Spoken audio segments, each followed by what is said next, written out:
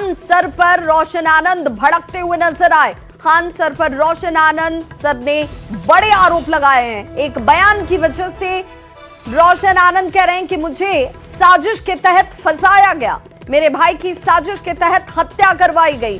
Super exclusive तस्वीरें इस वक्त आपके टीवी स्क्रीन पर, जहां रोशन आनंद एक लंबे वक्त के बाद से जेल से रिहा होते हुए आपको नजर आ रहे होंगे। रोशन आनंद का फैजल खान पर हालांकि इसी दौरान एक बड़ा आरोप कि मेरे भाई की साजिश के तहत हत्या कराई गई, एक बयान की वजह से साजिशन मुझे फंसाया गया। फैजल खान ने झूठ बोला है। क्या कुछ कह रहे हैं रोशन आनंद, सबसे पहले जरा वो सुनिए। फैजल खान और किसान कोल्ड स्टोर के मालिक आर.एस. प्रसाद ने षड्यंत्र रच करके हमारे भाई की हत्या करवाई है। हमारे भाई के साथ कुछ नहीं हुआ। और जब मैं जेल चला आया तो मेरे भाई की हत्या हो गई। ये साजिश है, साजिश है। और देखिए फैजल खान वही करवाया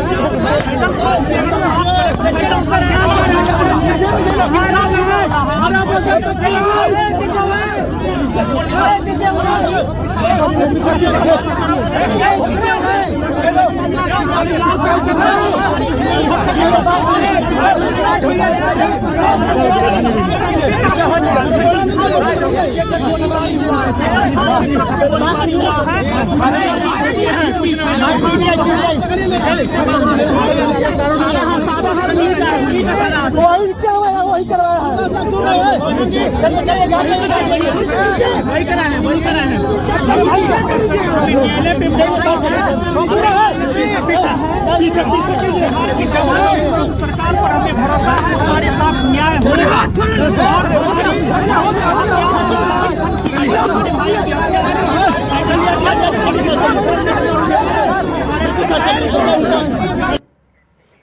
तो रोशन आनंद को आप सुन रहे थे, जिन्होंने कहा कि फायरिंग फैजल खान की तरफ से करवाई जाती है। रोशन आनंद ने इस मामले की निष्पक्ष जांच की भी मांग की। जेल से निकलते ही समर्थकों ने जोरदार तरीके से रोशन आनंद का स्वागत किया और इसी दौरान रोशन आनंद की तरफ से खान सर पर जोरदार हमला किया जाता है। रोशन आनंद के भाई प्रिंस यादव की मौत के बाद गुरु रहमान ने पीड़ित परिवार के प्रति अपनी गहरी संवेदना व्यक्त करते हुए प्रिंस को श्रद्धांजलि दी और मामले की कड़ी जांच के बाद दोषियों पर सख्त कार्रवाई की भी मांग की। क्या कुछ कहा है गुरु रहमान ने, आपको भी सुनाते हैं। छोटे भाई प्रिंस यादव की अकाल मृत्यु हो गई। हम सारा गुरुकुल परिवार सारे लोग रोशन आनंद के भाई और रोशन आनंद के साथ हैं। इस विषम परिस्थिति में जिस तरह की भी आवश्यकता महसूस होगी, इस तरह की शारीरिक मानसिक या किसी तरह जिस तरह की आवश्यकता महसूस होगी, मैं रोशन के साथ हूँ और प्रिंस के साथ हूँ। और निश्चित रूप से प्रिंस की मृत्यु एक हृदय विदारक घटना है और ये भारत के इतिहास में पहली बार ऐसी घटना हुई है कि दो कोचिंग वालों ने अपने अपने वर्चस्व की लड़ाई में अपना को खोना शुरू कर दिया। मैं तमाम लोगों से अनुरोध कर रहा हूँ, तमाम बच्चों से अनुरोध कर रहा हूँ, पढ़ाई पर ध्यान दें और साथ ही साथ रोशन शांत रहिए, मानसिक रूप से शांत रहिए। हम लोग सब आपके साथ हैं और प्रिंस यादव की आत्मा को शांति मिले, ईश्वर उनको अपने शरण में जगह दे, यही हमारी प्रार्थना है। ज्ञान बिंदु जीएस एकेडमी के निदेशक रोशन आनंद के छोटे भाई प्रिंस यादव की मौत पर जनशक्ति जनता दल के संस्थापक तेज प्रताप यादव ने गहरा दुख व्यक्त किया। उन्होंने इस घटना को बेहद दुखद बताते हुए मामले की निष्पक्ष और गहन जांच कर दोषी पाए जाने वाले शख्स के खिलाफ कड़ी कार्रवाई की मांग की। अब तो ये कहेंगे बहुत दुखद घटना है, इस तरीके का घटना नहीं होना चाहिए था और इसमें पूरा दोषी अगर किसी को ब्लेम लगाएंगे तो ये खान सर को हम लगाएंगे, क्योंकि इन्होंने ही हत्या कराने का काम किया है। जो आदमी अपने ऊपर गोली चलवा ले अपना ही आदमी से, तो वो आदमी सोचे कि हत्या क्यों नहीं करवा सकता। इसलिए पूरा यकीन है, हमको पूरा भरोसा है कि ये हत्या करवाया है और इसको जेल जाना चाहिए इस व्यक्ति को। बड़ी खबर इस वक्त आ रही है। प्रिंस यादव की मौत मामले से जुड़ी हुई फैजल खान उर्फ खान सर ने संवेदना जाहिर की है। प्रिंस यादव की मौत पर उन्होंने गहरी संवेदना व्यक्त की। फैजल खान ने वीडियो संदेश भी जारी किया, परिवार के प्रति अपनी संवेदना जाहिर करते हुए किसी तीसरे के शामिल होने का शक फैजल खान की तरफ से जाहिर किया जा रहा है। इस पूरे मामले की हाई लेवल जांच होनी चाहिए, परिवार को हर संभव मदद के लिए वो तैयार हैं, ये दावा है फैजल खान का। एकदम दिल दहल गया। किसी परिवार के लिए इससे कठिन दौर क्या आ सकता है। भगवान इस कठिन दौर से निकलने के लिए उनको सहन शक्ति दे। इतनी भयानक स्थिति और इतनी कठोर स्थिति में वो कैसे निकल पाएंगे लोग। इस घटना के बाद पता नहीं कैसे परिवार सहन करेगा इसको। इस कठिन दौर में हमारी संवेदना परिवार के साथ है। जब कभी आदमी ऐसी खबर सुनता है तो दिल बैठ जाता है। किसी के परिवार के साथ ऐसा ना हो, दुश्मन के परिवार के साथ भी ऐसा ना हो। हमारी पूरी संवेदना है परिवार के साथ। हमसे जो संभव हो सकेगा, हम अभी परिवार किसी बात करने की स्थिति में नहीं होगा। हम इस चीज को समझ सकते हैं कि किसी के साथ ऐसा ना हो, लेकिन हमसे जो प्रयास होगा, हमसे जो कहेंगे लोग, हम वो हर संभव मदद करने को तैयार हैं, चाहे जो कुछ वो कहेंगे। अजीब सा चीज लग रहा है ये कोइंसिडेंस। ये कैसे कोई तीसरा इंसान इसमें इन्वॉल्व लग रहा है।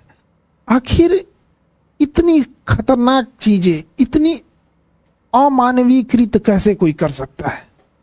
तो इसमें कोई ना कोई तीसरा साजिश जरूर कर रहा है। इसके लिए एक उच्च स्तरीय जांच होनी चाहिए और उच्च स्तरीय जांच की रिपोर्ट को लाया जाए और जो दोषी पाए जाएंगे उनमें एक को भी न छोड़ी जाए।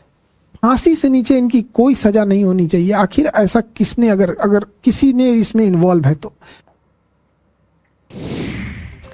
पाटलिपुत्र स्टेशन पर हुई उपद्रव की जांच जैसे जैसे आगे बढ़ रही है, वैसे वैसे नए खुलासे सामने आ रहे हैं। उपद्रव के दौरान अपने दलबल के साथ मोर्चा संभालने वाले पटना रेंज के आईजी जितेंद्र राणा ने न्यूज 18 से एक्सक्लूसिव बातचीत के दौरान कई चौंकाने वाली जानकारी दी। उन्होंने कहा कि भीड़ में बड़ी संख्या में असामाजिक तत्व शामिल थे। उन लोगों की मंशा रेल और पुलिस को नुकसान पहुंचाने की थी। राणा हमारे साथ मौजूद हैं। सर, पाटलिपुत्र जंक्शन पे जो बवाल कटा उसमें कई तरह की बातें सामने आ रही है कि उपद्रवी उस भीड़ में शामिल थे। अभ्यर्थियों से कई गुना जो है अधिक संख्या उपद्रवियों की थी और पुलिस को निशाना बनाना उनका मोटिव था। ट्रेन को वार्निंग करने की भी उनकी प्रयास थी, कोशिश थी। नहीं, ऐसा तो स्पष्ट रूप से नहीं कहा जा सकता क्योंकि तो एक अभी जांच का विषय इन्वेस्टिगेशन का है। पर जो लगातार लगभग 3-4 घंटे तक जो वहां पे उपलब्ध प्रशासन के लोग थे, रेल प्रशासन से भी थे और पुलिस प्रशासन पटना और रेल पटना और ये सामान्य प्रशासन पटना की तरफ से उनको समझाने का प्रयास किया जा रहा था। तो उसमें स्पष्ट रूप से नजर आ रहा था कुछ लोग ऐसे थे जो किसी प्रकार से बातों को नहीं समझना चाहते थे और उनका उद्देश्य यही था कि किसी प्रकार से वहां पे उपद्रव फैलाया जाए। इस प्रकार के लोग जो है वीडियो और फोटो से हम लोग चिन्हित भी कर रहे हैं उनको और हम पहचान भी रहे क्योंकि हम लोग काफी देर तक वहां पे थे। और जैसे ही, क्योंकि अधिकतर अभ्यर्थी जो थे वो जाना चाहते थे अपने, और हमने देखा भी लगभग जैसे ही पुलिस के द्वारा एक्शन हुआ उसमें जो 150-200 के आसपास जो थे उन लोग के जाने के पश्चात में बाकी हजारों जो अभ्यर्थी थे वहां पे आराम से ट्रेन में बैठ के और शांतिपूर्ण तरीके से यहाँ से गए। तो जो उसमें जो लोग वहां पे उस समय पे प्रशासन के साथ में जो बातचीत करने में व्यवधान उत्पन्न कर रहे थे उनको हम लोग चिन्हित कर रहे हैं और उनमें से कुछ चिन्हित हुए भी हैं। और उनका क्या मंशा रही, क्या वास्तव में वो अभ्यर्थी थे या किसी प्रकार से वहां पे आके वो समस्या फैलाना चाहते थे, ये सब अभी जांच का विषय है। तो एक बार वो पकड़े जाएंगे, उनसे कोई इन्वेस्टिगेशन के दौरान इंटरोगेशन होगी तो उससे पता चलेगा कि क्या इन लोग की एग्जैक्टली मंशा थी। परंतु ये स्पष्ट है कि वहां पर ये लोग कोई बड़ी घटना कारित कर सकते थे कि यदि समय रहते जो है पुलिस के द्वारा मामले को नहीं संभाला।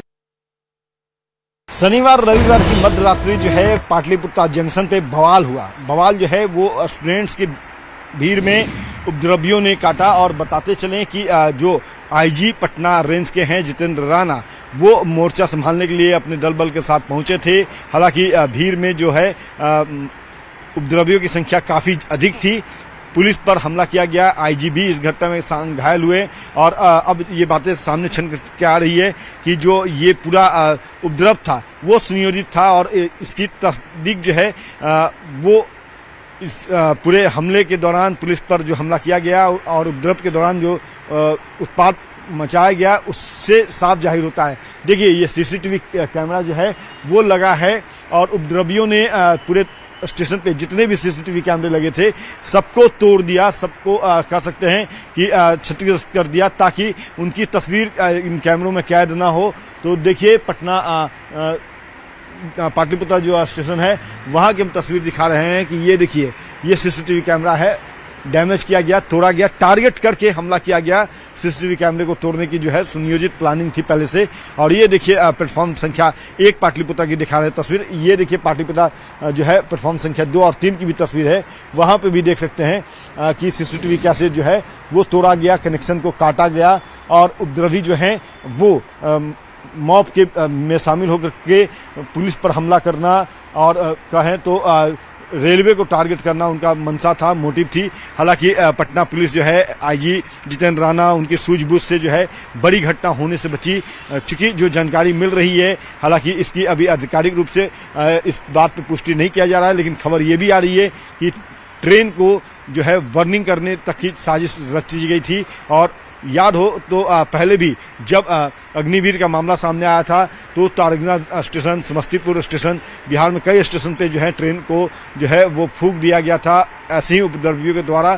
तो अभी सिपाही भर्ती जो एग्जाम चल रहा है 28 तारीख तक ये एग्जाम चलेगा, तो इसमें भी कुछ ऐसी सटीक प्लानिंग जो है वो करके उपद्रवी पहुंचे थे, रेलवे को नुकसान पहुंचाना चाहते थे, ट्रेन में आग लगाना चाहते थे। और इसी सुनियोजित प्लानिंग के तहत इन सीसीटीवी कैमरे को पहले जो है वो तोड़ा गया। बहरहाल देखना होगा कि वो कौन कौन से चेहरे हैं जो सुनियोजित तरीके से इस पूरे उपद्रव को अंजाम तक पहुंचाना चाहते थे और उनकी मंशा क्या थी। क्या वाकई वो ट्रेन को फूंकना चाहते थे, वार्निंग करना चाहते थे और रेलवे को नुकसान पहुंचाना चाहते थे। परीक्षा जो है सिपाही भर्ती परीक्षा उसे रद्द करवाने की भी मंशा की बात सामने आ रही है। अब पुलिस की जांच के बाद ही यह तस्वीर साफ हो पाएगी कि आखिर मामला वाकई पूरा है क्या, हकीकत क्या है। कैमरा पर्सन अजय दुबे के साथ अमित कुमार, न्यूज 18 पाटलिपुत्र जंक्शन पटना। और बड़ी खबर इस वक्त आ रही है, आईएसआई आतंकी नेटवर्क पर सेंट्रल एजेंसी की तरफ से बड़ी कार्रवाई की गई है। देश के 4 राज्यों में लगातार एक के बाद एक छापेमारी की कार्रवाई को अंजाम दिया गया। आईएसआई से जुड़ा हुआ संदिग्ध आतंकी जिसे पकड़ा गया है, बिहार से इस शख्स को हिरासत में लिया गया। मधुबनी के पंडौल से ये संदिग्ध आतंकी पकड़ा गया है। आतंकी का नाम आपको बताते चले इजहारुल हक बताया जा रहा है। एमपी पुलिस और बिहार एटीएस की संयुक्त कार्रवाई जिसमें पाकिस्तान इंटेलिजेंस के लगातार संपर्क में इजहारुल हक बताया जा रहा है। इजहारुल हक के खिलाफ भोपाल में कई मामले भी दर्ज हैं जिसमें एफआईआर दर्ज की गई है। गिरफ्तारी के बाद इजहारुल हक लाया गया और मधुबनी कोर्ट में उसको पेश किया गया। पेशी के बाद ट्रांजिट रिमांड पर भोपाल पुलिस उसे अपने साथ लेकर रवाना हुई है। यूपी, एमपी और राजस्थान से भी 3 संदिग्ध लोगों को पकड़ा गया है। देश के कई बड़े धार्मिक स्थल आईएसआई के निशाने पर थे और कई राज्यों में बड़ी आतंकी वारदात को अंजाम देने की साजिश रची गई थी। जांच में कई आपत्तिजनक सामान भी बरामद हुए हैं। तो बड़ी खबर इस वक्त आईएसआई नेटवर्क से जुड़ी हुई सामने आ रही है। इजहारुल हक जिसे पुलिस की तरफ से छापेमारी के दौरान पकड़ा जाता है और उसके बाद भोपाल पुलिस उसे अपने साथ लेकर रवाना हुई है। इस संदिग्ध की गिरफ्तारी बिहार के मधुबनी के पंडौल से की गई है। साथ ही साथ 3 अन्य जगहों पर भी 3 आतंकियों को, संदिग्ध आतंकियों को पकड़ा गया है और इन सभी से पूछताछ जारी है। बताया जा रहा है कि ये सभी धार्मिक स्थलों से जुड़ी हुई सेंसिटिव जानकारियां जो हैं वो इंटेलिजेंस इनपुट्स जो हैं वो पाकिस्तान में बैठे हुए हैंडलर्स को दे रहे थे और इसी बाबत अब ये जांच का दायरा आगे बढ़ता हुआ। और संवाददाता आनंद तिवारी हमारे साथ इस वक्त ज्यादा जानकारी के साथ जुड़ गए। आनंद, क्या जानकारी मिल रही है? ये जो चारों हैं इनके बीच भी आपस में कोई कनेक्शन था या ये सभी अलग अलग हैंडलर से बातचीत कर रहे थे?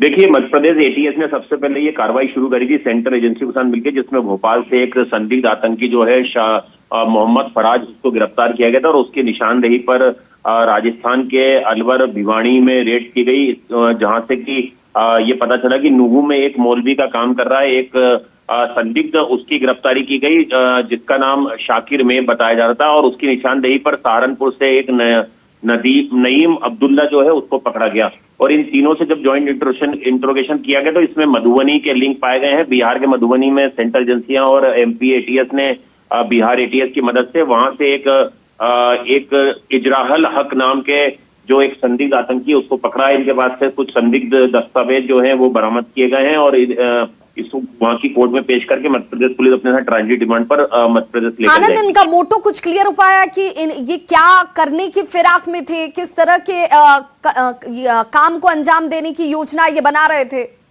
देखिए, इनको रेकी करने की जिम्मेदारी सौंपी गई थी। भारत के कई महत्वपूर्ण प्रतिष्ठान जो हैं या धार्मिक स्थल हैं उनकी रेकी करें, उसके video photograph social media handler को पाकिस्तान भेजें। इसके अलावा कई धार्मिक मंदिर जो हैं वो इनके निशाने पे थे।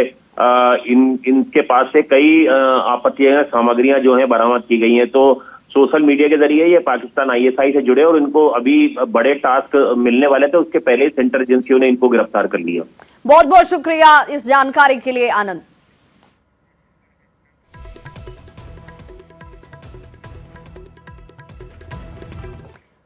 और बड़ी खबर इस वक्त नालंदा से आ रही है, जहां पर मॉब लिंचिंग के शिकार हुए 2 युवक की मौत हो गई है। घटना राजगढ़ थाना क्षेत्र के झुनकिया बाबा मंदिर की है। बताया यह भी जा रहा है कि दोनों युवक पर मलमास मेले में आए श्रद्धालुओं के साथ चोरी करने का आरोप लगा। लोगों ने इन दोनों युवकों को चोरी करते हुए पकड़ा और उसके बाद जमकर इनकी पिटाई कर दी। दोनों को घायल अवस्था में इलाज के लिए पटना रेफर किया गया, जहां डॉक्टरों ने इन्हें मृत घोषित कर दिया। मृतकों की पहचान दीपनगर थाना क्षेत्र के गंजपर निवासी पिंटू पासवान और श्रवण पासवान के तौर पर हुई है। फिलहाल पुलिस हंगामा ना हो इसे लेकर अलर्ट बरत रही है। हम नहीं जानते, ये हम नहीं जानते कि मंदिर क्या हुआ, लेकिन लगातार चोरी की घटनाएं हो रही थी। हाँ, लगातार चोरी घटना हो रही है। और रात्रि में भी वो लोग जी चोरी हाँ करने के लिए प्रवेश हुए थे। हाँ, प्रवेश किया। अच्छा, जो श्रद्धालु यहाँ ठहरे हुए थे उन्हीं के द्वारा पकड़ा गया हम लोग। जी हाँ, सुबह 3:30 बजे राजगीर थाना को झुनकिया बाबा स्थान के समीप 2 व्यक्तियों को चोरी करते हुए पकड़े जाने की सूचना प्राप्त हुई। सूचना प्राप्त होते ही राजगीर थाना की गश्ती दल तत्काल घटनास्थल पर पहुंची। घटनास्थल पर पहुंचने में पाया गया कि स्थानीय लोगों द्वारा चोरी के आरोप में 2 व्यक्तियों को पकड़कर रखा गया था और दोनों गंभीर रूप से घायल अवस्था में थे।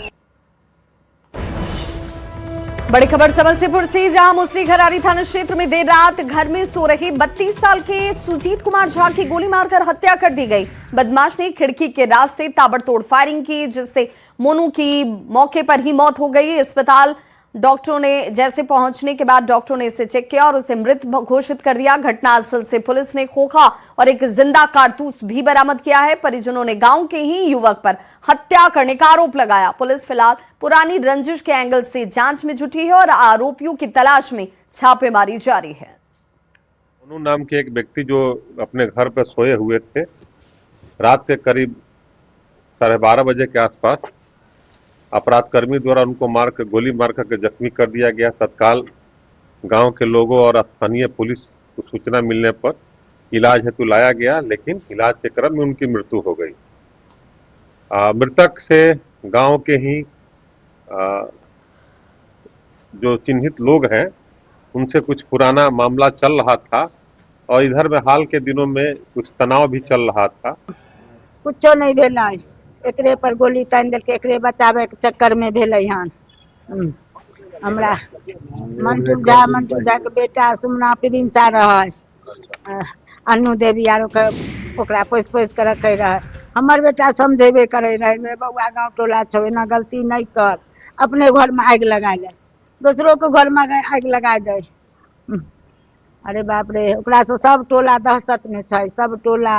घर में सुतल मोबाइल देखैत रहे, उम्हर से एलैया, फायरिंग केलकै तो हमरा भावो गेलै जगावल कि मोनू नहीं है अब, तो हम धरफड़ाले उठलिए, आँख लगबे कल है हमर, तो धरफड़ा कर उठे हैं, उठ के गए हैं, जाके देखे हैं तो खत्म था। तो उस वक्त 12:40 हो रहा था, तो 3 आदमी दौड़ कर भगलै है।